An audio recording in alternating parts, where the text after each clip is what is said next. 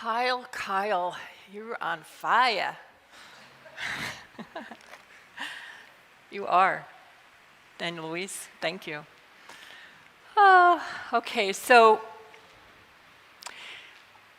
I wanted to tell you about my own personal journey within the journey, because it was really profound. And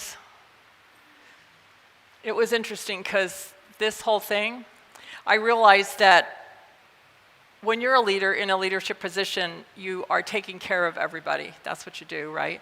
And yesterday when I was preparing my talk and thinking about the whole thing, I realized that I hadn't made myself a locket and that I needed to do that, because one of the things I learned on this journey was about taking care of myself. Because sometimes as a leader, you can get trapped in taking care of everybody and forgetting yourself.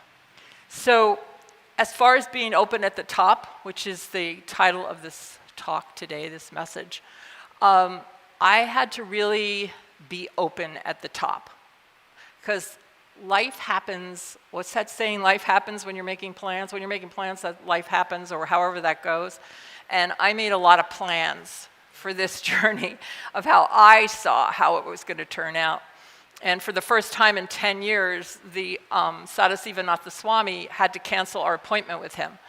And that started the whole thing the day before. And I was like, and that we usually have a visit at the Hindu monastery with him. And I was like, oh my God, how could he do this to us? You know, this is like important, we do this every year. And I went into my whole little ego self, not even thinking like, well, what was going on with him and why did this have to happen? And which was none of my business really. So being open at the top to me is getting away from all that, all the way you think things are supposed to be, and realize that there might be a bigger something happening. And sometimes you don't know what that is until later, way later.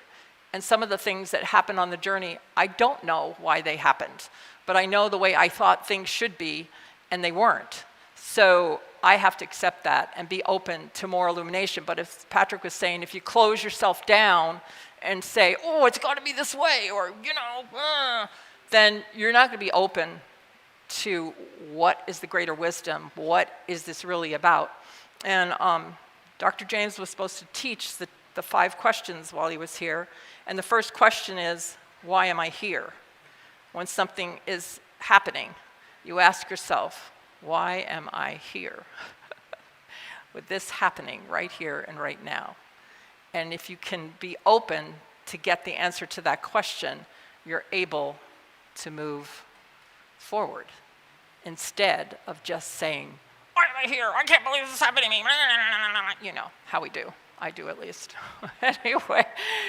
But so starting out the journey was about getting the lockets and being as a little child. And we gave them an affirmation, and it was, I become as a little child. This week I remember who I am, the reality of me.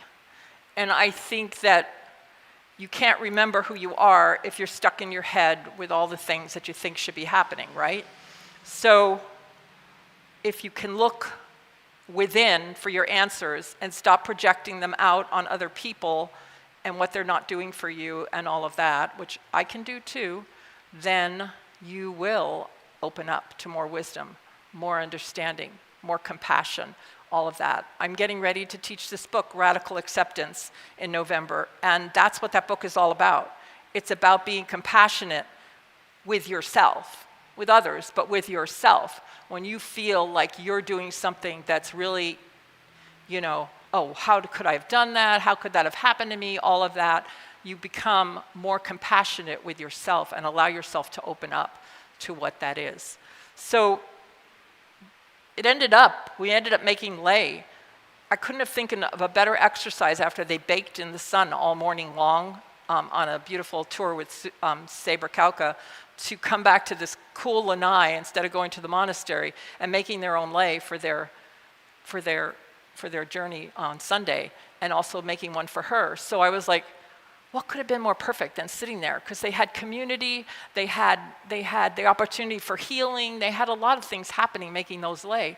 And so I was like, okay, there's always an answer. When something doesn't turn out the way we think it should, there's always an answer. There's always more illumination. There's always more knowing for ourselves if we open ourselves up to it. So one of my major things, I have had a relationship with Dr. James for close to 20 years. I consider him my best friend outside of my beautiful husband over there, and I can tell him anything, and I just respect him so much. And I wanted to show him off to all of you because I knew that you were going to get something like really amazing from him because he's such an amazing person, an amazing teacher. And I didn't get that. He had to go get sick. Oh my God. It's all about me, right? And I did go through that. I was very disappointed. I mean, I was, of course, concerned with his health, but I was disappointed still. When it all boiled over and he was fine and he was, yeah. So I haven't figured that one out yet, so I can't share it with you. But I know I'm still working on that, why that occurred, and I'll find my own answers because I always do. But I do know that one thing I learned about myself is that, and we can all learn this, is that we're strong and that if we open up, like for me, I'm so grateful for my theater background because as this was happening, I still had to be the leader and the journey leader at the same time that I was holding something very sacred that I couldn't even share with anybody. So we have a lot of strength within us. We have a lot of intuitive wisdom within us. We have a lot of, when we open up, that pours through us, that allows us to get through anything that we need to get through.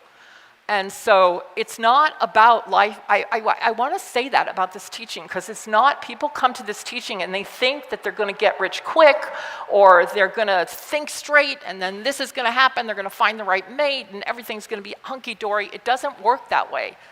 It doesn't work because, as Socrates said, the unexamined life is not worth living. And I feel like this teaching helps you to examine your life, but with love, with compassion, not with blame, not with judgment, but to examine your life and to be able to say, why am I here? What's going on now? What do I need to know that's deeper than what's happening here? Why is this being presented to me? Why am I in the middle of this? We're all in the middle of this war in the Middle East, even if we're not there. We're here. We're the ones that are alive. We're the ones that are here. Why are we here? We have to each ask ourselves that individual question instead of just saying it's over there, because we know it's not over there. It's right here because we're all entangled. So when we can ask ourselves that question, we'll know what ours is to do because that divine influx, when we get our circuits unclogged, and stop our judgments and stop our blaming and stop all that and our anger and our hatred or whatever else we're feeling. And it's legitimate feelings, for a lot of it. But if we can get it out of the way, we'll know what is ours to do in every single solitary thing. And one of my most profound experiences on this journey was when I decided to be in the painting workshop. That was part of taking care of myself because I wasn't taking care of myself. And I could be part of the painting workshop because there were 4 people missing. So why not grab a canvas and be part of it? I wasn't going to take it away from anybody else. So I sat down and did that. And I had such an opening to my creativity.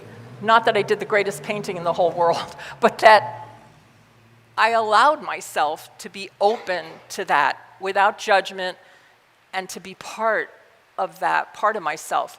And then I realized, oh my God, you need more of this, Rita. You need more of this creativity. You need more. The whole thing for me was you need to take care of yourself more. You need to take care of yourself more. You need to open up more. And then when we went to Cal Stanny's, and I won't get into the details, but when we went, oh, Dawn, she's saying, when we went to Cal Stanny, he does something called Balinese. He has a Balinese healing book, and he's working on the 2nd edition of it. And he had a beautiful nurse there working with him on some of the healing, what are they called? Rituals? I don't know what they're called, movements and stuff. And we had one that was very sensual and very sexual. It just was.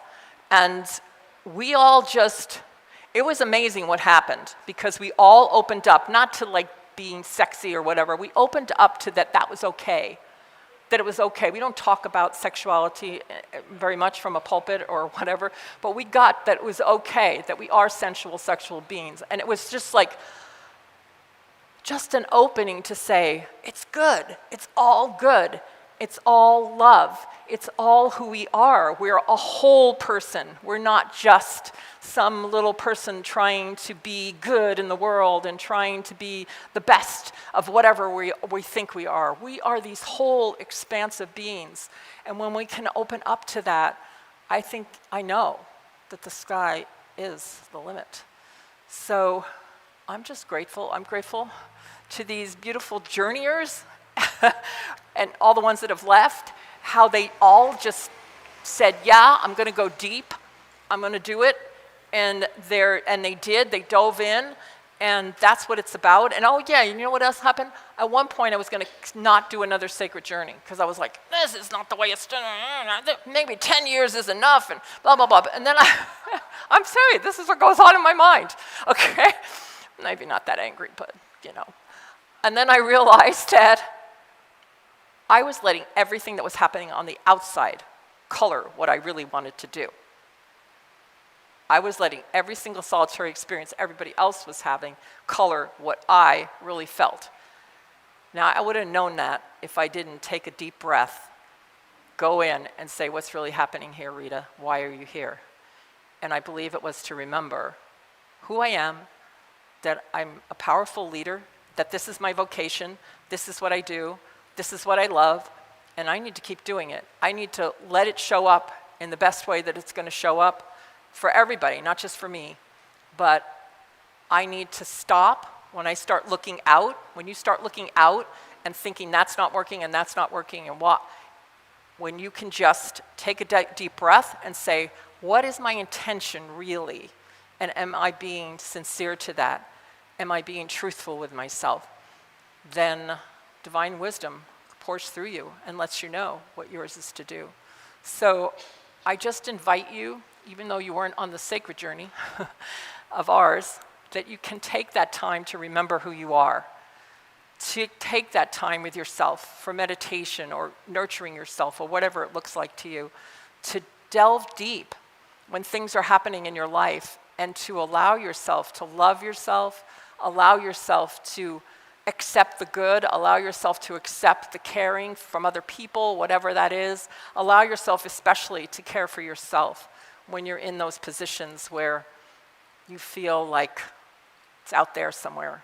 It's really all here, because in this philosophy, we know that whatever's showing up in our life, we're equal to, meaning that's where our consciousness is, and there's something for us there. And if we ignore the gift, then we're just going to keep repeating it, because that's what life does. It just lets us know, you know, it wants us to move forward. It wants us to expand, because we're spiritual beings, and that's our thing, is expansion. And that's what this month is all about. And we have one more week to practice that and then to continue that. So I am so grateful. And again, I invite you to just be that examined life. Allow yourself to look deep, not with blame, but just with love and compassion for yourself and for others too.